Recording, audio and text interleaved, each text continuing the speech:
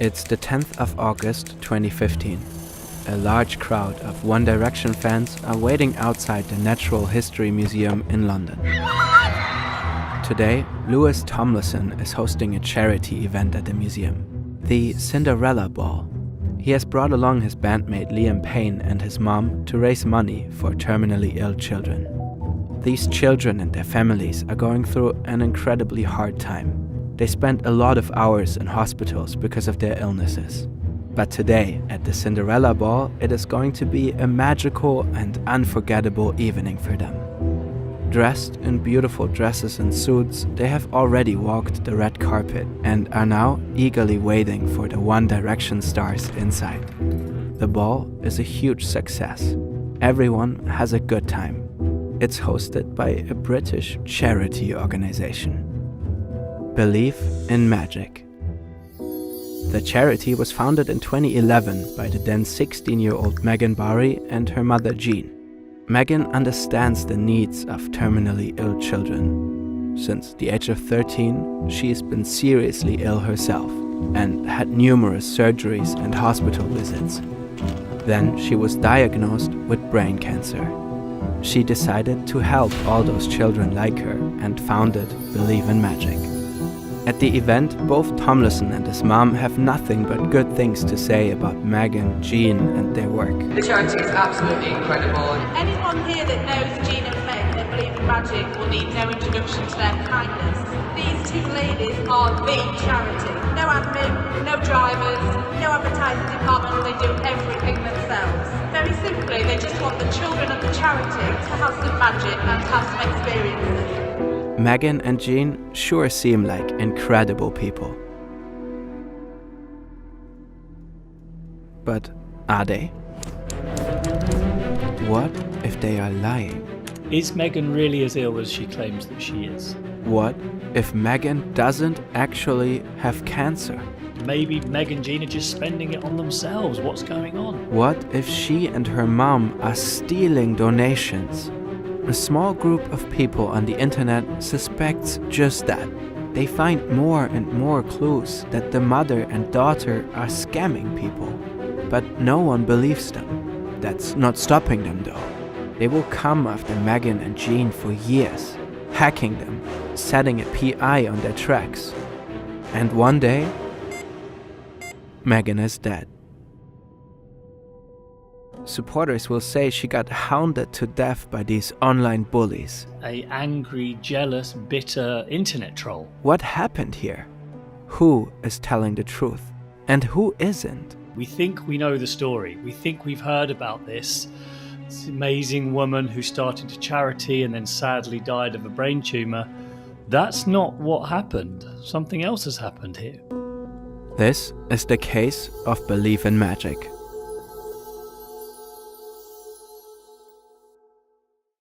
Hey, Mrs. Smith, your bank account has been breached. Could you please answer the following questions so we can reset your account? What's your social security number? Scams do not always include celebrities, a charity for ill children, and colorful wristbands. A simple phishing mail or call might be enough to lure you into an elaborate scheme. But how do those scammers get your data in the first place? So-called data brokers gather all the information available about us on the internet. Your contact information, browsing history, and online transactions. This sensitive data is often bundled into shadow profiles. Data brokers can then sell those bundles or use them for their own advantage.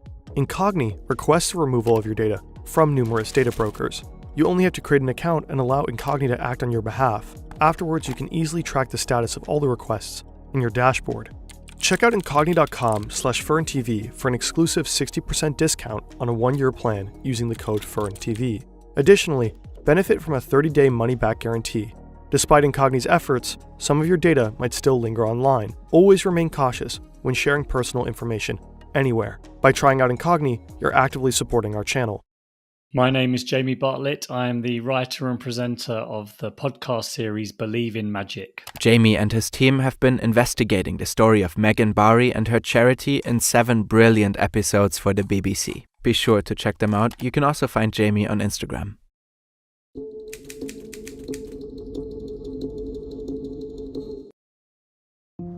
Megan Barry was born in 1995 in the south of England in Guildford. She's the youngest in her family, with 4 older half-siblings from her mom Jean's first marriage. Her parents separate when she's a child. Megan ends up living alone with her mom, as her older siblings have already moved out. She lives a normal life, at least for a while. When Megan is 13 years old, she wakes up in this sort of agonizing pain. She's sick, she can't see properly, she sort of tells the world that she's been rushed to hospital, where they diagnose her with something called idiopathic intracranial hypertension. That's a rare brain condition where the fluid around the brain, the cerebrospinal fluid, doesn't drain properly. This leads to increased pressure inside the skull. Patients experience severe headaches and vision problems. Megan starts blogging about her hospital treatments and doctor appointments.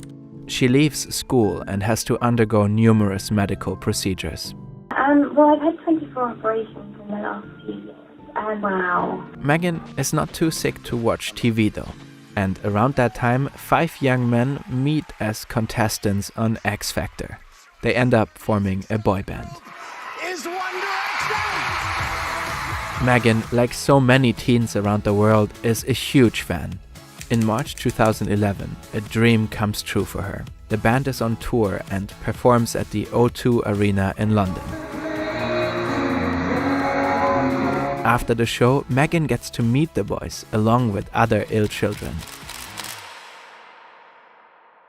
Shortly after, her health seems to get much worse. In April 2011, her mother Jean announces that her daughter has a brain tumor. Instead of falling into despair, Megan and Jean set up their own charity, Believe in Magic, to help ill children. And I've been in and out of hospital and seen so many other very poorly children, and I just sort of realised how much that you miss out on when you're poorly and how much the other children are going through. And just wanted to do something to sort of give them the magical experiences back and to be able to be children again. Megan is just 16 at the time. She and her mom are looking for support and turn to One Direction. The band members are touched by Megan's story and start supporting her charity. They start wearing Believe in Magic wristbands. Fans immediately jump at the purple accessory and barely squeeze it in between the others. Other celebrities also start supporting Believe in Magic, but the relationship with One Direction remains special. Hi, it's Louis from One Direction. We've been working with Believe in Magic now for a few years and we think Meg and the team are absolutely incredible. Donate below. Harry Styles' stepfather gets his chest hair waxed for Believe in Magic in July 2012. Harry Styles' mum even climbed Mount Kilimanjaro to raise money for Believe in Magic. That's how sort of close they were. And in 2015, Louis Tomlinson hosts the Cinderella Ball with his mom. Megan and Jean look incredibly happy that evening. Their charity is an enormous success. They fulfill wishes and gift trips to Disneyland or VIP tickets for a Chelsea match. Some children are even invited to Buckingham Palace to decorate the Christmas tree. All the children were given beautiful handmade dresses that were made by whoever made the bridesmaids' dresses for Kate and William. Despite Megan's illness, she and her mom do everything they can to make the children happy. Megan even receives an award from the then British Prime Minister David Cameron. He praises Megan's courage to fight for the fulfillment of others' dreams despite her own illness. He calls her an inspiration to us all. Meanwhile though, Megan's health seems to be getting worse and worse. According to Jean, she has to take over 100 pills a day, endure injections and cope with continuous pain, numerous hospital stays, surgeries. In fact, she is so unwell that Megan and Jean have to repeatedly ask the Believe in Magic community for money. For example, in 2012, when Megan needs special treatment at Boston Children's Hospital in the US. The message is, Megan has helped everyone. Megan has given up her life trying to raise money for others. It's now time to help Megan back. 3 years later follows another appeal, Help Save Megan. Jean announces that Megan's brain tumor has worsened. Megan requires proton beam therapy in the US, and they need about $180,000 for it. The fundraising goal is reached in just 33 hours. But then Jean posts an update that Megan's tumor is much worse even than they thought. It has, in her words, developed tentacles which have wrapped itself around one of the two main arteries in Meg's brain and the primary blood supply to her brain. As a result, the surgeons couldn't operate and had to cancel the proton beam therapy. Then a third appeal in 2016. #Meg's turn for magic. Once again, a huge wave of donations come in. They really are struggling and feeling very alone. Meg has come very close to losing her life several times over the past few weeks. A woman in England reads these fundraising appeals, and she is growing increasingly skeptical. What she uncovers completely turns the story upside down.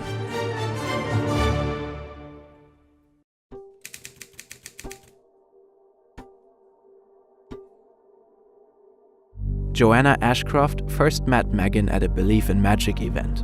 She herself has a son who was diagnosed with neuroblastoma in 2011. That's a cancer of the nervous system. At the time, she also had to organize a fundraiser to finance her son's treatment. But after reading Megan and Jean's fundraising appeals, she is left with a strange gut feeling. To me, it just all sounded very, very strange. And as I'm reading, I'm trying to see where she's been treated, who a doctor is, where the hospital is, and there was no information. She shares her concerns with a group of friends, other parents of children with neuroblastoma. And they start to wonder, is Megan really as ill as she claims that she is? And they weren't convinced. They are cautious though. I mean, who asks someone with a serious brain condition to prove that they're ill? And if you're wrong about it, you're the worst person on the internet. It's terrible. But when she sees Believe in Magic's latest appeal for donations in the end of August 2016, Joanna is certain something here can't be right. So she writes a message to the Facebook group Meg's Turn for Magic to find out which hospital Megan is being treated in. Hi, I'd love to send Megan something, just like she sends all the poorly children. Which hospital do I send it to? To which I got a reply, thanks so much, but Megan's at 3 different hospitals at the moment, so it's very, very difficult. Under the pseudonym Sarah Smith, she writes to a supporter listing the inconsistencies in Megan's story. Do you have any evidence that Megan is seriously ill? Oh, Sarah, I don't even know what to say. I can't for 1 second believe they're not being truthful. Many people saw with their own eyes how much medication Megan had to take and how badly she was doing. These supporters have no doubts about her condition. Meanwhile, Megan's state of health is supposedly getting even worse. She's on constant oxygen and has multiple infections, they say. In short, it doesn't look good. But none of it adds up for Joanna and her friends. One of them is a bit of a hacker. They send an email to Jean, but they've embedded a piece of code in the email that will reveal her location. As soon as Jean opens it, they will know where Megan and Jean are. And jackpot. Megan is not in a hospital, so ill that her supporters are incredibly worried about her. She's at the Walt Disney World Resort in Orlando, Florida. To be exact, in Disney's Animal Kingdom Lodge. There's no way that anybody with a child who is that sick would be in a Disney resort. So I rang the Kidani there and then without really thinking it through. And they put me through to the room and Jean answered. So I said, "Hi, can I speak to Megan, please?" And she said, "Sorry?" I said, "Is Megan there, please?" She said, "Who's calling?" She's asleep at the moment. All right, I'll ring back, thank you. And I put the phone down. She calls again. I said, "Is Megan awake yet?" "Oh, Megan's not here. Megan's seriously unwell. Megan's in hospital." I said, "Oh, so you're not in Disney?" And she said, "No, I'm not in Disney. Megan's in hospital. Who is this?" And then I put the phone down. Jean and Megan deny any wrongdoing. According to them, they are at Disney World, but their hotel room supposedly has been converted into a hospital room. Joanna doesn't believe any of it. This has to be a massive scam. She contacts the charity commission, doctors, and the police, but no one takes action. She and her friends don't give up though. When a new opportunity arises to uncover Jean and Megan's apparent scam, they seize it. For her special treatments, Megan can only travel to the US and back by ship. Commercial airplanes are not an option due to her brain tumor. The pressure in them is too high. The group learns that Megan and Jean are returning to England. They usually sail on the luxury ocean liner Queen Mary II. So Joanna and friends check the sailing times. The cruise ship has just left New York and is heading towards Southampton. The group hires a private detective. They want to know, how bad is Megan's condition really? According to Jean's updates, she should be in a wheelchair. Also, Megan's going to have an oxygen tank with her. The Queen Mary II has just arrived. Guests are leaving the ship. The hired private detective is at the dock, observing the scene. More and more people pass by. Finally, he spots the two women he was looking for.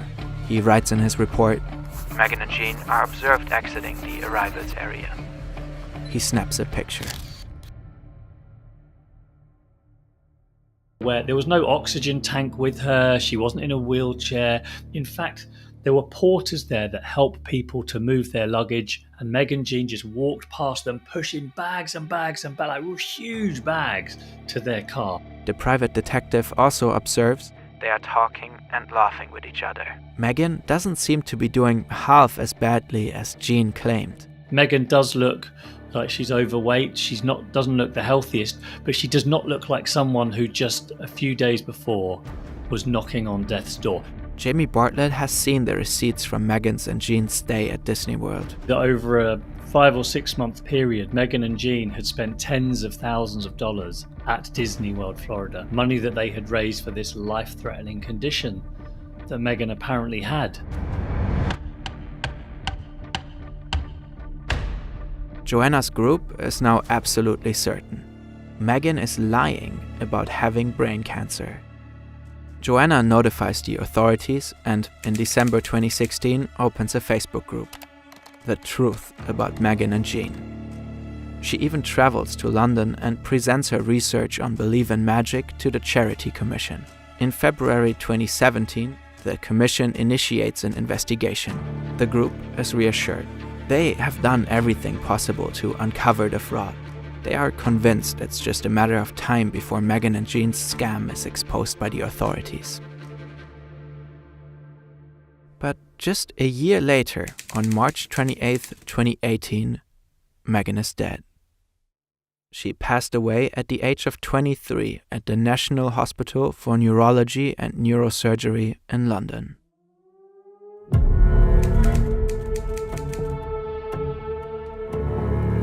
The Believe in Magic community is shocked. Supporters, parents of ill children who were supported by the charity mourn Megan and remember what a great person she was. I can't explain that enough. What an amazing human being she was. She really was. She had more sympathy and love for people than I'd ever met anybody before. She got on with children so well, really, really well. It was beautiful to see. Because she was like a fairy godmother to these children. That's how she was. That's how these children, very ill children, saw her. Some Believe in Magic supporters blame Joanna Ashcroft and her friends for Megan's death. They allegedly hounded Megan and destroyed her life. From what Meg used to say was this woman was a pain in the arse. She was very demanding. She started up this, I'd call it a witch hunt. Bewilderment, anger, and grief dominate the community. They lost Megan, the young woman who did so much for them. So, did Megan Barry have cancer or not?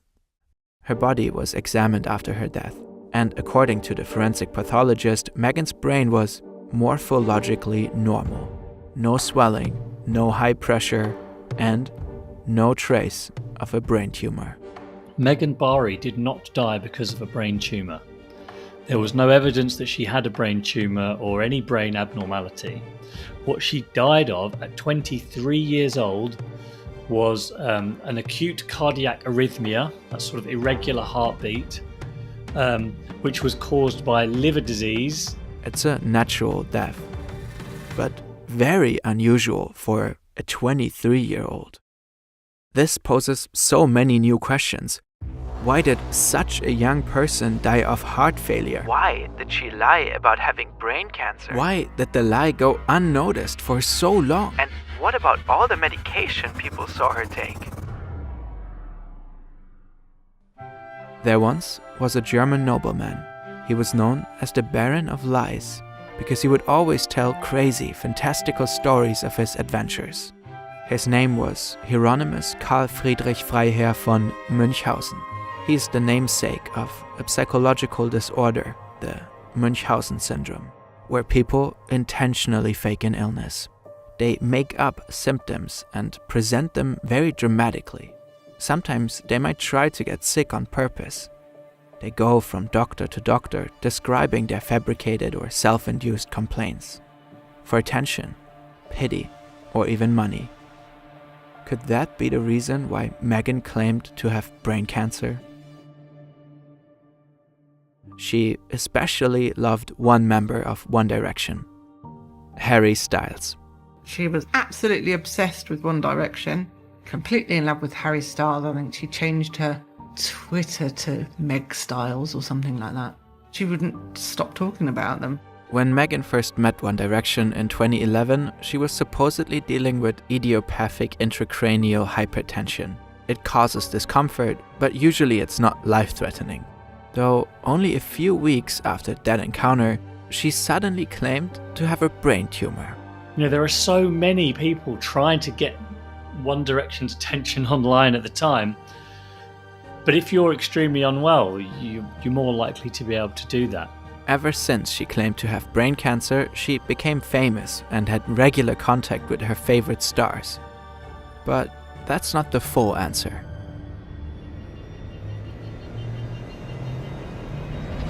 And Jean said, "Oh, Natalie, all you need to know is the sicker Meg is, the more attention we get, the more money we make."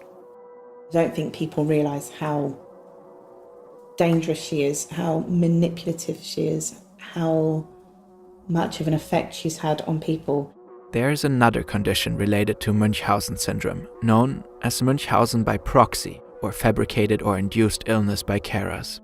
It's a rare form of child abuse where a parent tries to convince doctors that their child is ill. In addition to lying about the child's symptoms and diagnoses, it can also involve intentionally causing illnesses. Sometimes the parents are aware of their behavior, sometimes they are not. The parent's behavior can also make the respective child firmly believe it is in fact ill. You might remember Megan had several half-siblings. On Jamie's podcast, they talk about their own childhood and how it was to live with Jean. In our kitchen, we had an oak table, like a farmhouse table, and we had above it some cupboards. 4 of us would sit around the table, and every time we'd sit down for dinner, we'd play this game because there would always be a tin that would roll off the top of the cupboard and nearly hit us on the head. Jean wanted one of us to have an accident, and for us, that doesn't seem unusual or far-fetched. That explains what she was like. They seem to have the memory that Jean somehow revelled in her children being unwell, that she liked the attention, she enjoyed the drama, she got to be seen as the heroic caregiver. One of the daughters had kidney issues when she was 9. Jean's solution? Giving her cups of salty Bovril. And that's the last thing you should ever do if you have those kinds of conditions. You would know as an adult that giving cups of very salty drinks to a child who's got kidney problems is bad. There was 4 of us, all within a couple of years of each other. They didn't get Bovril, only I got Bovril. So was it a deliberate thing? According to the sisters, whenever someone they knew was sick or injured, Megan would suddenly fall ill with a similar condition. At this point, they were already grown up and Megan lived alone with Jean. When the newborn niece needed oxygen tanks, Jean suddenly announced that Megan in America also relied on oxygen tanks. If the half-brother had crutches due to a knee injury, Megan also had them shortly after. When the half-sister had sepsis, Megan was suddenly hospitalized for sepsis too. I'm going to predict this is going to happen next. And then we'd put little bets on it and we'd be like, yes, we got it right. Megan was just 13 years old when she supposedly got ill. Her entire teenage years were marked by doctor visits and surgeries. Her whole life revolved around her supposed illness. From a very young age, Megan was kind of encouraged and indulged to be a very unwell person. So rather than, as most parents would do, you encourage your child to be healthy, and if they are unwell, get them over it as quickly as possible. This was the opposite. She took a lot of meds, including opioids. Doctors noted opioid-seeking behavior in her, and always by her side was her mother. Jean was the one who often posted the fundraising appeals, and she was also the one who first mentioned Megan's brain tumor in a Twitter post. Part of the motivation here seems to have been to become a celebrity, to meet celebrities, to meet One Direction, to become this hero that could then look after other kids, because they were able to help a lot of children. A lot of children got a lot of benefit from the work Megan and Jean did. And I think they enjoyed doing that for those children. I believe that's why the charity came about and why the charity was started, to get the attention of One Direction. Later, a special review was conducted into Megan's death. Despite there being no formal diagnosis of FII in this case, the presentation and coroner's conclusion lead all involved to think it was likely to have been FII. Belief in Magic was investigated in 2017. It was found that charity money had been transferred into Jean's personal bank account and £100,000 were unaccounted for. In August 2020, Believe in Magic was closed down. Jamie and his team tried to locate Jean. They tracked her all the way to France and back to the UK, but to no avail. And Jean never ever responded to us until right at the very end, just before we were about to publish, where she sent us a sort of blurry picture of a brain scan and said, look, this is proof that Megan really did have a brain tumour. How dare you question me? And she, of course, denied everything, denied that she'd ever wanted to harm Megan, denied that she'd lied about it. In the end, we may never get all the answers to this case. But hopefully the story of Megan Barry can help to make sure that this doesn't happen again. Munchausen syndrome by proxy, or as we call it now, FII in the UK, is not just something that can happen to small children. You can be an adult and still be heavily under the influence of your parents or a caregiver. And that is something that the NHS here in the UK has now recognised and is starting to put out more guidance about this problem. Partly, I think, as a result of this case.